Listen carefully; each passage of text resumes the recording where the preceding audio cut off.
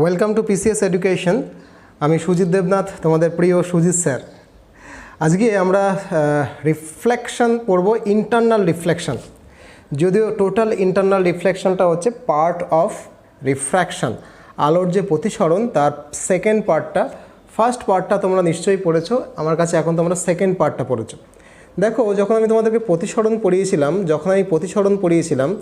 তখন আমি তোমাদেরকে একটা জিনিস বলেছিলাম যে এইটা যদি দুটো মাধ্যমের, এটা একটা মিডিয়াম 1, এটা যদি মিডিয়াম 2 হয়, ধরো এটা ঘন মাধ্যম বা ডেন্সার মিডিয়াম, এটা লঘু মাধ্যম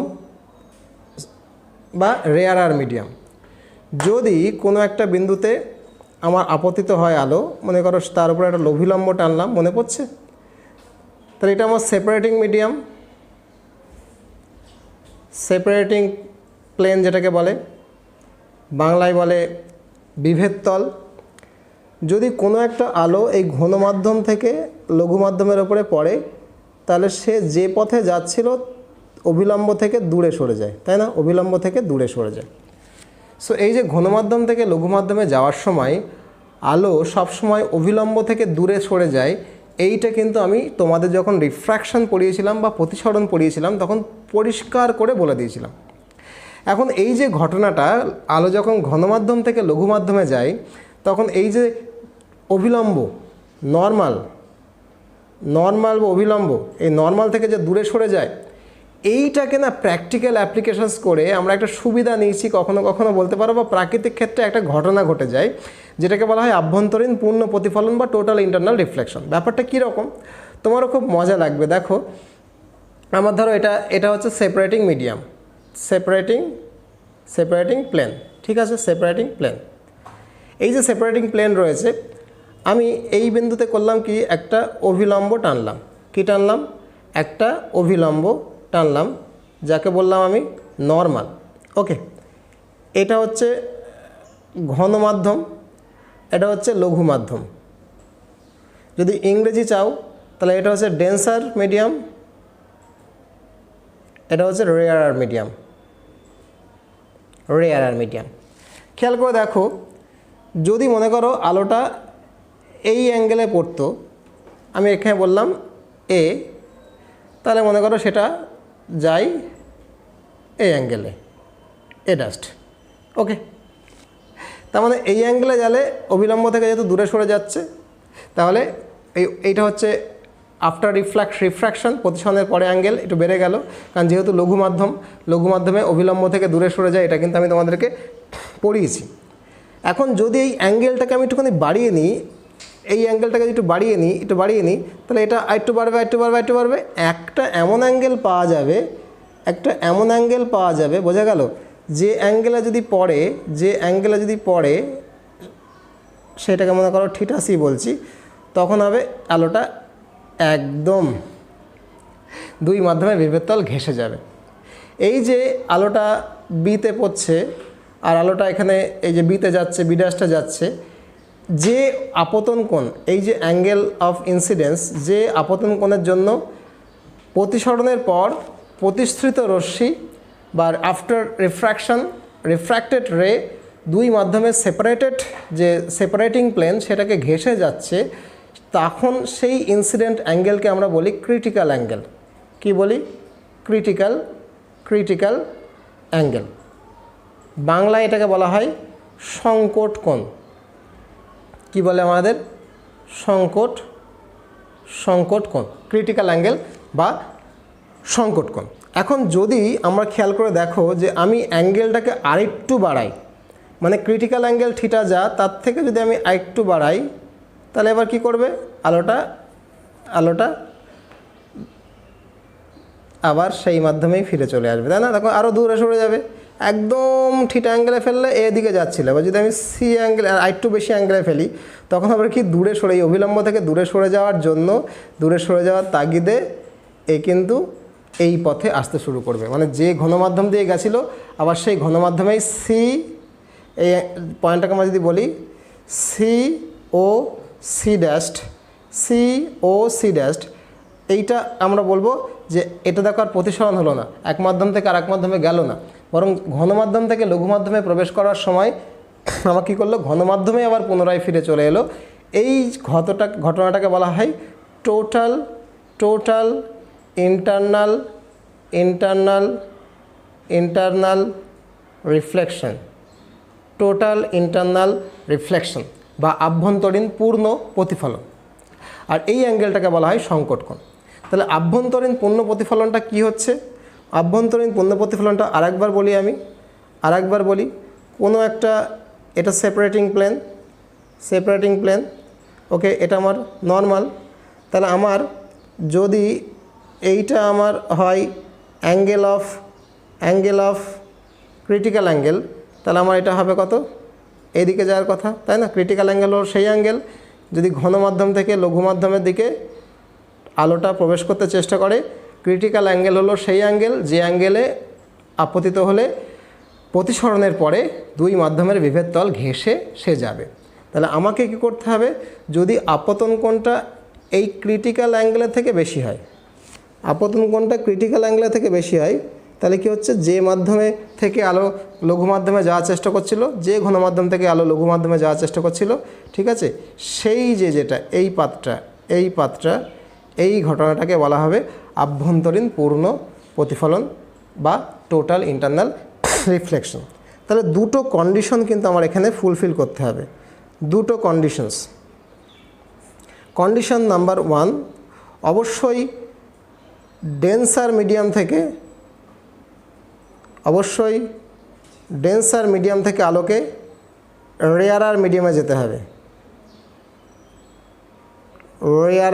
যেতে হবে, ক্লিয়ার? আর অবশ্যই angle of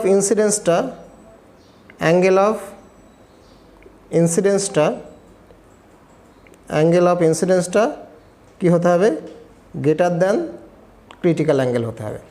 so these are the two conditions, নইলে কিন্তু টোটাল ইন্টারনাল রিফ্লেকশনটা হবেই না। কি হতে হবে, এক হচ্ছে অ্যাঙ্গেল ডেন্সিটি ঘন মাধ্যম থেকে আলো লঘু মাধ্যমের দিকে যেতে হবে, আর এক হচ্ছে অ্যাঙ্গেল অফ ইনসিডেন্সটা অবশ্যই ক্রিটিক্যাল অ্যাঙ্গেল থেকে বেশি হতে হবে। এই দুটো কন্ডিশন যদি ফুলফিল হয়, তাহলে আমার যে ঘটনাটা ঘটবে তাকে আমরা বলবো আভ্যন্তরীণ পূর্ণ প্রতিফলন, ঠিক আছে? যদিও এটা মনে রাখতে হবে যে এটা প্রতিফলনটা বলছি বলে, রিফ্লেকশনটা বলছি বলে, this is not the reflection, এটা কিন্তু প্রতিসরণেরই একটা পার্ট। আমি এটাকে যেহেতু প্রতিফলনের মতো দেখাচ্ছে, দেখো একটা মাধ্যম থেকে গিয়ে দ্বিতীয় মাধ্যমে না গিয়ে সেই মাধ্যমে পুনরায় সবটুকু চলে আসার যে ঘটনা, সেটাকে যেহেতু আমরা প্রতিফলনটা বলছি, সেই জন্য এটাকে আমরা রিফ্লেকশন বলছি। আর যেহেতু পুরো আলোটাই চলে আসছে, সম্পূর্ণ আলোটাই চলে আসছে, সেই জন্য এটাকে আমরা পূর্ণ প্রতিফলন বলছি। ক্লিয়ার হলো কি হলো না? So this is the fundamental ব্যাপার যে আভ্যন্তরীণ পূর্ণ প্রতিফলন কাকে বলে। এখন আভ্যন্তরীণ পূর্ণ প্রতিফলনের কতগুলো এক্সাম্পলস আছে, আমরা পরের ক্লাসে সেই এক্সাম্পলসটা দেখি। এখানে একটা কথা আমি বলতে ভুলে গেলাম, এটা বলে দেওয়া দরকার যে সাধারণ প্রতিফলনের সঙ্গে আভ্যন্তরীণ পূর্ণ প্রতিফলনের একটা বিশেষ তফাৎ আছে, অনেকগুলো তফাৎ আছে, যদিও সব তফাৎগুলো তোমাদের পরীক্ষায় আসার কথা নয়। বিশেষ তফাৎটা কি, যে এই যে প্রতিসরণটা হচ্ছে না, প্রতিসরণ না হয়ে প্রতিফলনটা হচ্ছে, অর্থাৎ সমস্ত আলোটাই যদি কেউ একটা চোখ থাকে আর কি, বোঝা গেল কথাটা, যে কেউ একটা যদি চোখ দেয় তাহলে কী হবে, সমস্ত আলোটাই যেহেতু তার চোখে পড়বে, সেই জন্য সে একটু বেশি চকচকে দেখবে। যখন হিরে চকচক করে বা কোনো জলের বুদবুদ চকচক করে, তার সমস্তটাই আভ্যন্তরীণ পূর্ণ প্রতিফলনের জন্যই আসলে ঘটে। সেটা আমি ব্যাখ্যা করব, তার আগে আমরা একটা এক্সাম্পলস নিয়ে আমরা কথা বলবো। সেই এক্সাম্পলটা হলো, তোমরা শুনেছো, দেখো ছবিটা দেখেই বুঝতে পারছো, হলো মরুভূমির মরীচিকা। ওকে, মরুভূমির মরীচিকা।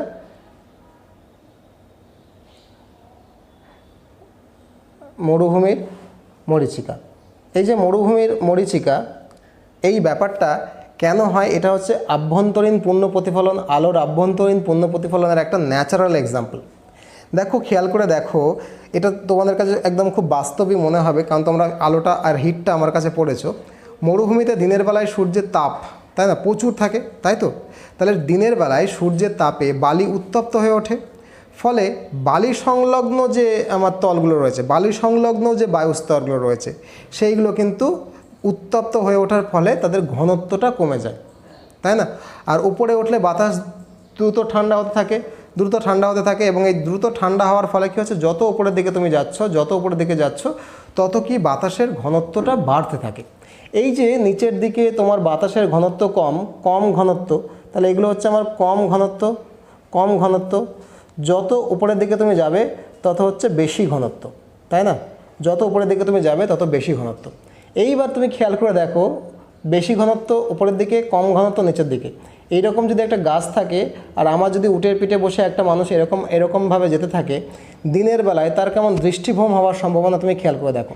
এই আলোটা যখন এখান থেকে আসছিল তখন দেখো ঘন মাধ্যম থেকে লঘু মাধ্যমে প্রবেশ করছে, বেশি ঘনত্ব, তাই না? বেশি ঘনত্ব থেকে কম ঘনত্বে প্রবেশ করছে। এই যে বেশি ঘনত্ব থেকে কম ঘনত্বে প্রবেশ করছে, খেয়াল করে দেখো, এটা যদি অভিলম্ব হয় এই তলটায়, আমি পুরো বায়ুমণ্ডলটাকে 1 2 3 4 5 6 7 8 এরকম আলাদা আলাদা বিভিন্ন ঘনত্বের মিডিয়ামে ভাগ করে নিয়েছি।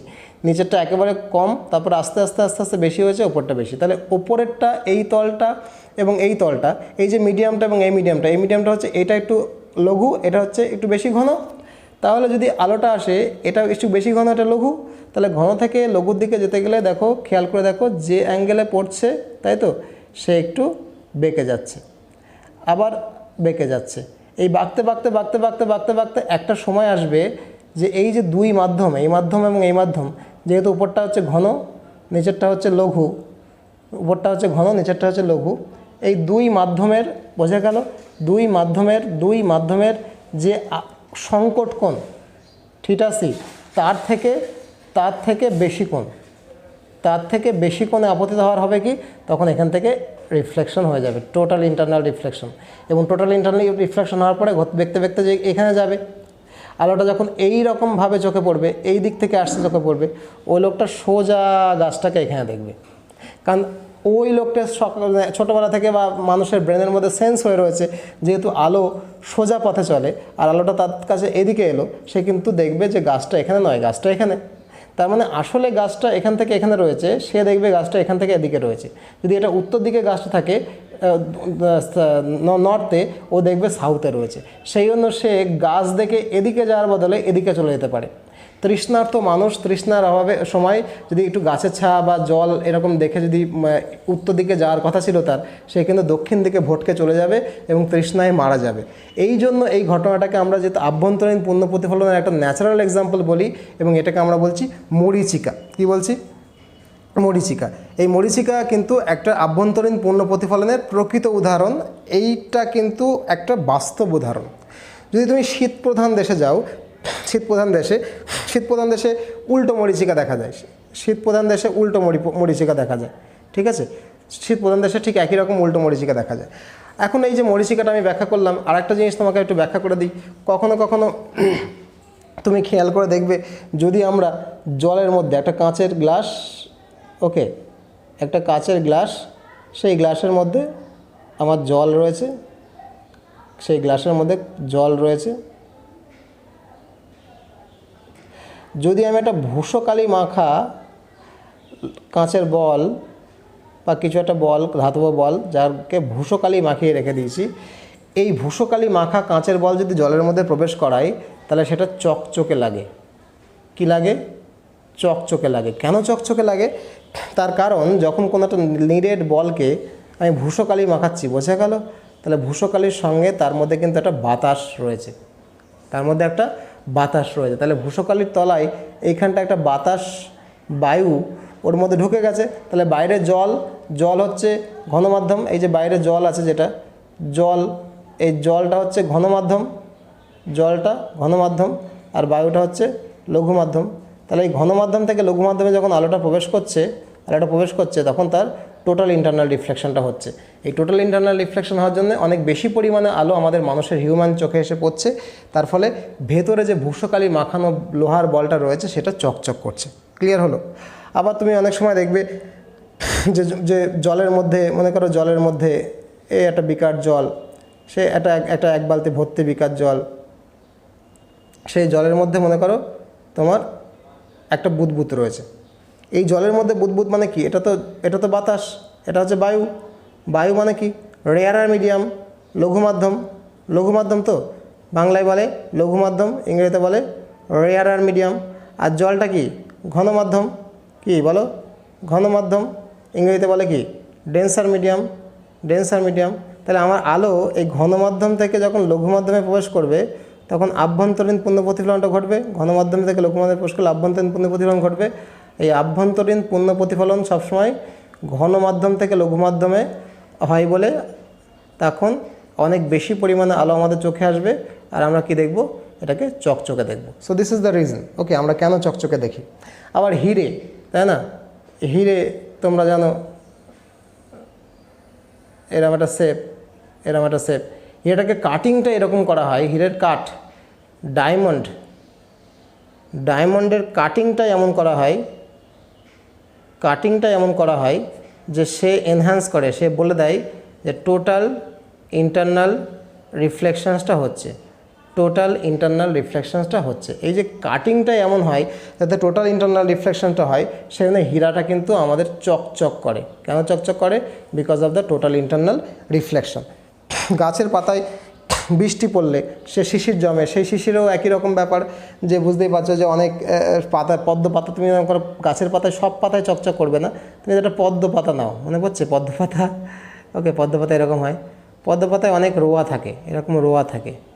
যদি জলটা নাও না, জলটা এরকম রোয়ার ওপরে এসে পড়বে, তাহলে ওপরটা কি হচ্ছে? জল, ঘনমাধ্যম, নিচটা কি? বায়ু, বায়ু মানে লঘু মাধ্যম, তাই তো?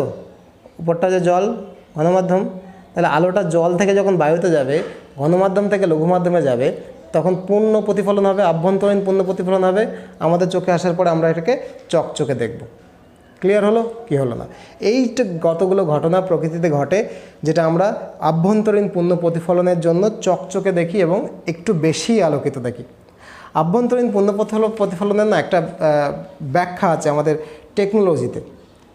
আভ্যন্তরীণ পূর্ণ প্রতিফলনের ব্যাখ্যা না, প্রয়োগ, সরি, একটা প্রয়োগ আছে, ব্যবহারিক প্রয়োগ, মারাত্মক ভালো ব্যবহারিক প্রয়োগ। সেটা হচ্ছে আলোকবাহী তন্তু, ইংরেজিতে বলে অপটিক্যাল ফাইবার, ইংরেজিতে বলে অপটিক্যাল ফাইবার, আলোকবাহী তন্তু। এই যে প্রয়োগ, এই আলোকবাহী তন্তু, এটা কীরকম করে হয়? অদ্ভুতভাবে হয়। খেয়াল করে দেখো, আমাদের যারা হিউম্যান, আমাদের যারা মানুষ, তারা চেয়েছিলাম যে আমি কোনো একটা জায়গা থেকে আরেকটা জায়গায় যদি সিগন্যাল পাঠাতে চাই, তাহলে সিগন্যাল আমার কি পাঠাতে হবে? সিগন্যাল আমার সব সময় আমরা চাইবো সেটা যেন ফাস্ট পৌঁছয়, খুব দ্রুত গতিতে পৌঁছয়। কত দ্রুত না? যত দ্রুত পৌঁছানো যায় তত দ্রুত।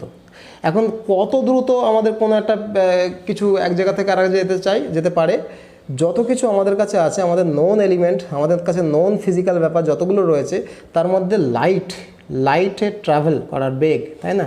লাইটের হচ্ছে ম্যাক্সিমাম স্পিড আছে, ঠিক আছে, ম্যাক্সিমাম স্পিড আছে।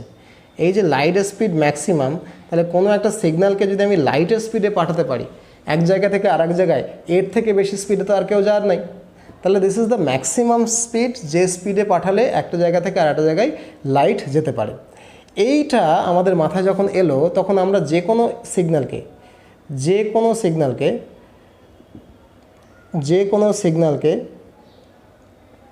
আমরা ট্রান্সফার করলাম লাইট সিগন্যালে। এটা কিভাবে করা হয় সেটা পদার্থবিজ্ঞানে অনেক ব্যাপার স্যাপার আছে, ইলেকট্রিক্যাল ইঞ্জিনিয়াররা অনেক বোঝে। তোমাকে আমিও বলতে পারি, কিন্তু অতটা গভীরে গিয়ে কোশ্চেন আসবে না, জাস্ট ব্যাপারটা জেনে নাও। তাহলে আমাকে কী হবে? এবার ওই সিগন্যালটা যেহেতু আমি লাইট সিগন্যালে পরিণত করেছি, আমি লাইটটাকে যদি খুব ফাস্ট পাঠাতে পারি এক জায়গা থেকে আরেক জায়গায়, তাহলে হয়ে গেল।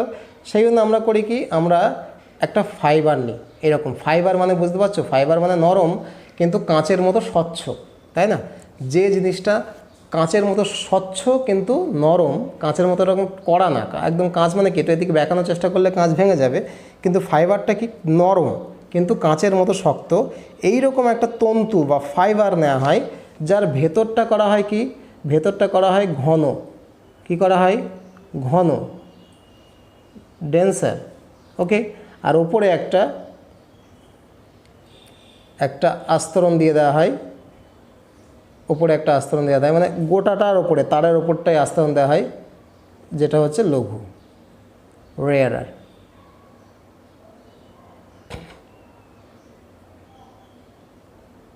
লঘু, ওকে। এইটাকে বলা হয় কোর। কি বলা হয়? কোর। এটাকে বলে ক্ল্যাডিং। ওকে, এইবার মনে করো আমি যখন আলোটা প্রথম সিগন্যালটা ফেলছি তখন এই মাধ্যম ঘন মাধ্যম, এটা ঘন, এটা আমার লঘু, দুই মাধ্যমের সংকট কোণ অপেক্ষা অর্থাৎ ক্রিটিক্যাল অ্যাঙ্গেল থেকে বেশি কোণে আমি ফেলছি।